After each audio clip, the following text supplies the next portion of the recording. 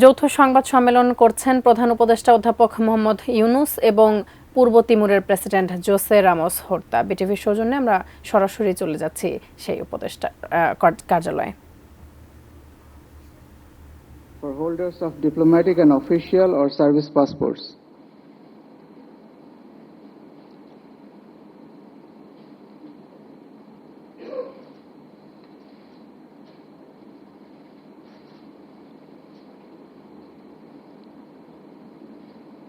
Excellencies, you may kindly exchange the agreement now.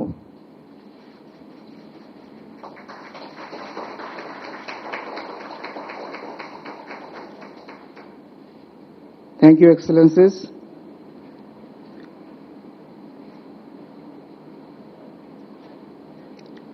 Excellencies, dignitaries, ladies and gentlemen, with the signing of the agreements, we conclude our instrument signing ceremony here. Excellencies, ladies and gentlemen, now I would like to request you all to join the joint press appearance. Thank you all. Long live Bangladesh Timor-Leste friendship.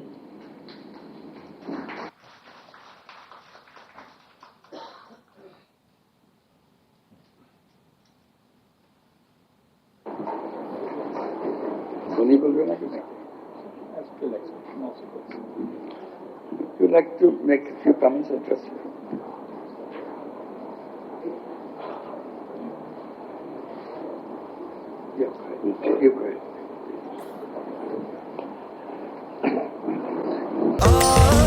স্বাস্থ্যকর all time family cake, সব সময় all time healthy life. For me, it has been a great pleasure, privilege to be back in Bangladesh. My third visit. I was here in the previous occasion, one private citizen after I had left office as president. Second, in 2014, in my capacity at the time as a chair of the high-level panel on UN peace operations. Today, to visit a new Bangladesh that is going through remarkable transition and transformation, led by one of the most recognizable face in the world, recognizable name, led by one of the most respected, esteemed leader in the world.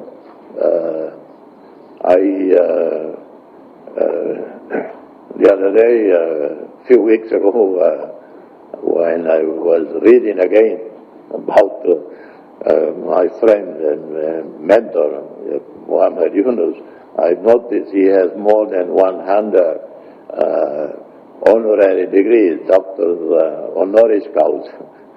And I say, what? I have a 20 or 20 plus. I don't know of anyone in the world who has more than 100 honorary doctorate degrees. And it is the only leader in the world with such a name recognition, such a respectability in active office. The only person with such respect in the world that can come to my mind is Mandela and John Kennedy, names that are easily recognizable.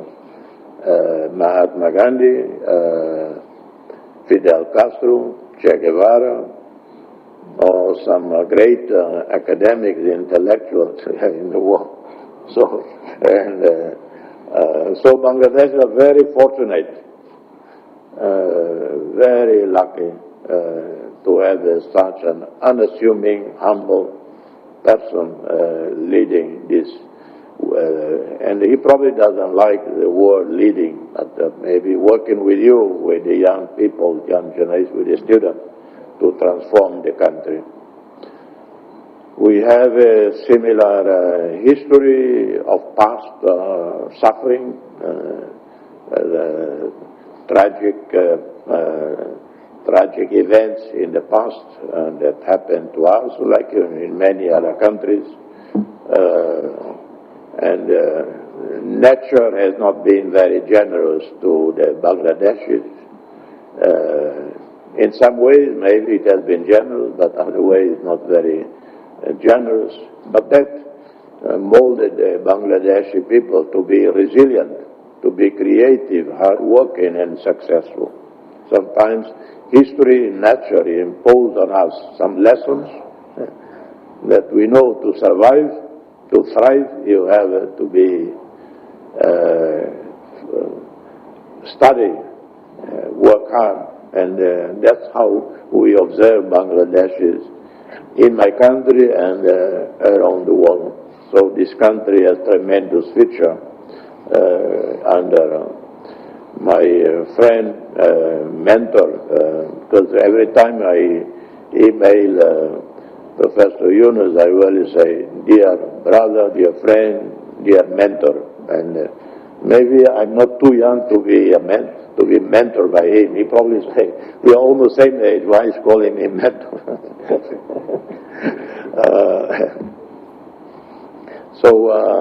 Thank you for hosting me here. I'm very, very honored, and we have just witnessed the signing of some agreements, some MOUs, but we will do more in the months and years to come.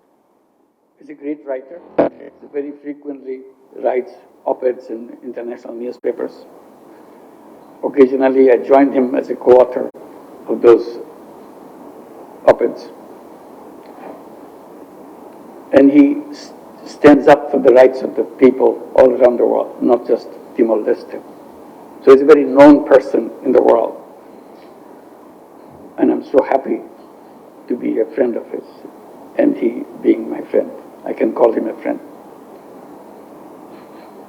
I was stunned when I heard that when he received the Nobel Peace Prize,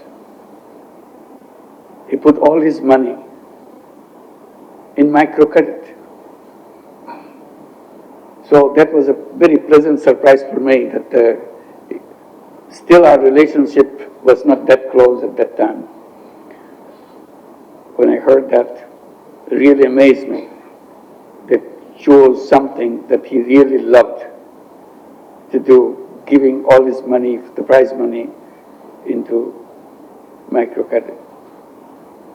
And since he became a foreign minister in the beginning, he was promoting microcredit and invited me and my colleagues to come to East Timor to promote that. Even before I arrived, Helen Todd, a close friend of ours from Malaysia, she was invited to start a microcredit program in East Timor. So when I arrived, I could go and visit them in Mosin Nasi and other areas of East Timor. So ever since he became a big fan of microcredit and all the things that it stands for, particularly in his country, and promoting it internationally, and we can joint statements asking for rights for the people, our rights for the environment, and similar other issues. We have issued so many common statements together, bringing other people to sign in. And what surprised me, he was the one who jumped up to sign statements to protect me.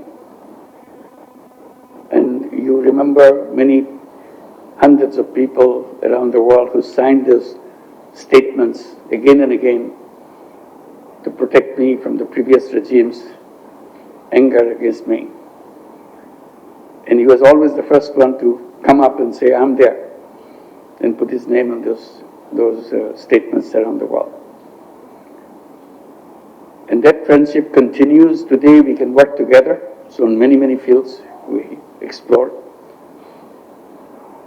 In Bangladesh and East Timor, history is intertwined, because the birth of East Timor is connected with Bangladesh. Very surprising for many people to hear that. Because when East Timor was created, it was under the supervision of United Nations. and the first one to be the representative to oversee the East Timor transition was Sergio Melo, right? A Brazilian. And he was the head of the administration in East Timor when the East Timorese is not given the responsibility to run the country yet.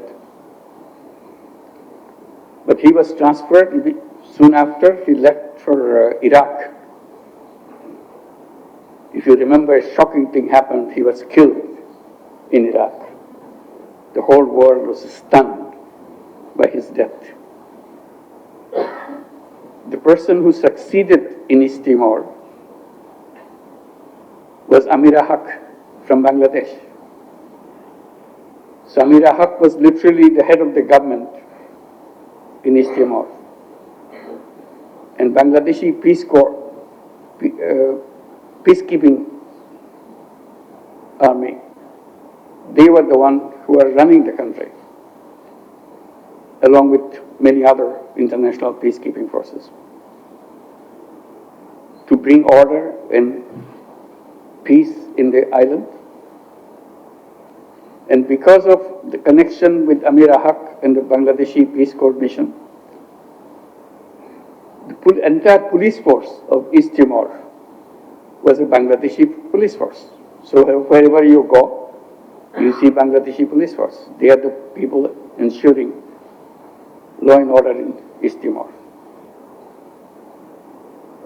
And when I was visiting in 2004, I was invited by Amira Haq in her big palace, inviting everybody in East Timor.